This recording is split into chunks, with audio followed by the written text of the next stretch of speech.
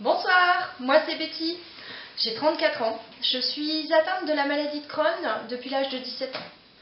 Ça fait maintenant des années que je me bats contre cette maladie, mais je me bats aussi pour soutenir cette maladie. Alors d'aujourd'hui, chez moi, on ne parle plus d'une maladie de Crohn, on parle d'une maladie de Crohn très sévère. J'ai été multi-opérée, j'ai des fistules périnéales partout. Concrètement, mes selles passent par tous les orifices qu'il peut y avoir. Donc, c'est moche, c'est très moche. Et maintenant, on arrive à un stade où on me dit la seule solution pour vous, dans le cadre de cette maladie, ça sera une ultime opération.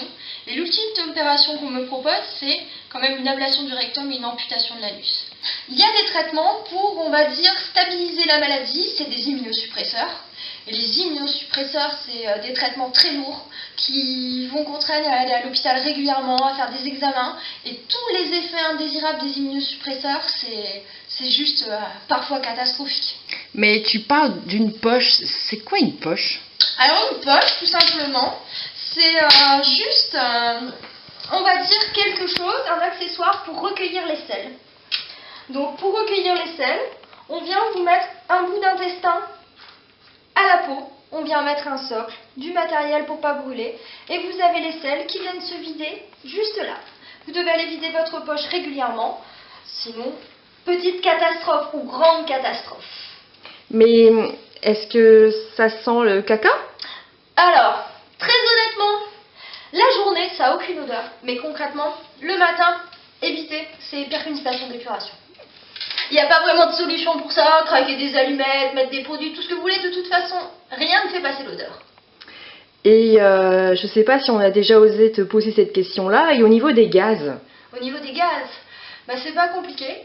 Les gaz interviennent principalement lors d'un acte qui devrait être quand même un acte d'amour, un acte sensuel. Lorsque vous avez des rapports sexuels, par exemple, vous avez la malchance d'avoir énormément de gaz. Donc c'est des choses à anticiper. C'est des choses pas très sympas, mais bon, c'est tout, c'est comme ça. Oui, les gaz, c'est pénible. On est bien d'accord. Je vous montre un petit modèle. Vous avez le modèle de socle. Vous avez les socles. Ou là-dessus, vous allez installer la poche que je vous ai montrée tout à l'heure, en fait. Une poche, c'est un petit réservoir. C'est le réservoir qui va contenir vos selles, tout simplement. Vous allez pouvoir la vider, en fait. Vous venez la clipser. Et en fait, pendant la journée, pour éviter d'enlever la poche, ça c'est pas de nécessité, et vous allez vider votre poche régulièrement. D'accord. Le plus régulièrement possible. Ah, ils l'ont fait couleur peau en plus, genre c'est discret quoi. Ils l'ont fait couleur peau et maintenant ils inventent également de nouvelles couleurs, gris perle, qui sont sympas également. Un peu plus girly quoi. Un peu plus girly. Limite, je pense qu'on devrait quand même faire des poches encore plus sympas. Des poches pour les enfants avec de la couleur. Là, c'est limite un peu triste quand même. Ouais, c'est un peu tristoun. Voilà.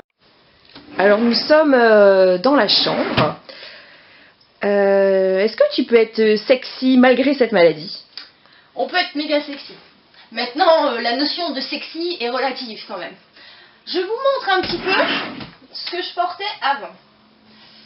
Alors, qu'est-ce que je portais avant de bien sympathique? T'as gardé des choses? Vous savez, des petites choses grandes comme ça. Voilà, super sympa. Et en fait, quand vous avez une poche, ce genre de petite lingerie n'est pas du tout adapté. Parce qu'à un moment, la poche, elle se remplit, il faut qu'on la tienne un petit peu. Et vous passez tout simplement à le moins glamour. Bon, voilà, la petite culotte taille haute. Ah oui.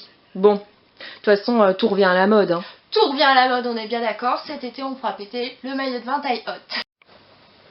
Mais quand tu rencontres des nouvelles personnes, pas forcément des mecs, même tes nouveaux collègues, est-ce que t'en parles facilement, ou est-ce que tu le caches, ou est-ce que t'en as honte, est-ce que les gens sont à l'écoute, comment ça se passe? J'en ai eu honte pendant longtemps, vraiment, parce que j'avais peur de sentir mauvais, j'avais peur d'être différente des autres. Et en fait, à l'heure d'aujourd'hui, avec les années, forcément, j'ai grandi. Parce que quand vous avez 17 ans et que votre corps se transforme et qu'on vous met une poche, etc., vous le vivez très très mal. Par contre, maintenant, en tant qu'adulte, je l'assume pleinement. Et j'hésite pas à en parler autour de moi, bien au contraire. Pour que les gens comprennent que la maladie de Crohn, ben, c'est quand même une maladie pénible, mais qu'en rien, si vous faites bien les choses, vous êtes, entre guillemets, comme ils peuvent dire, travailleur handicapé. Non. Travailleur handicapé, moi je travaille normalement comme tout le monde. Donc soit les gens ils sont intelligents, ils acceptent pleinement la maladie, ils sont ouverts, on en parle, les bons moments, les mauvais moments, ou par contre vous tombez sur des vrais cons. Et ça m'est déjà arrivé, des vrais cons dans ma vie de tous les jours, dans ma vie professionnelle, des gens qui ont peur d'une maladie qu'ils ne connaissent même pas, des gens qui sont même pas informés sur quoi que ce soit, des gens qui vous rejettent, qui se permettent de vous considérer comme quelqu'un qui sait pas faire son travail, qui est limite un poids, un boulet. Donc non, ça par contre, la discrimination, surtout, je dirais, et encore plus parce que quand l'handicap n'est pas visible, les gens ils s'imaginent des tonnes de choses, des tonnes de choses. Alors que bon, quand vous voyez quelqu'un qui n'a pas un bras, qui a quelque chose au niveau du visage, les gens ils vous dévisagent quelques secondes. Cette maladie, elle se voit pas, donc les gens ils vont, soit ils vous considèrent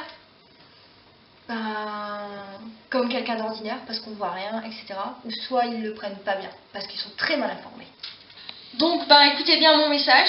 Ce que je vous adresse ce soir, c'est une demande particulière de vous diriger vers le site Digeste Science. C'est une association qui combat contre la maladie de Crohn et les rectocoliques hémorragiques, mais également cette association, pour qu'elle fonctionne, on est bien d'accord, elle a besoin de dons.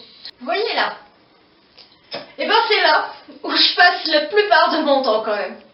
Donc sachez que ouais, la maladie de Crohn c'est une vraie maladie.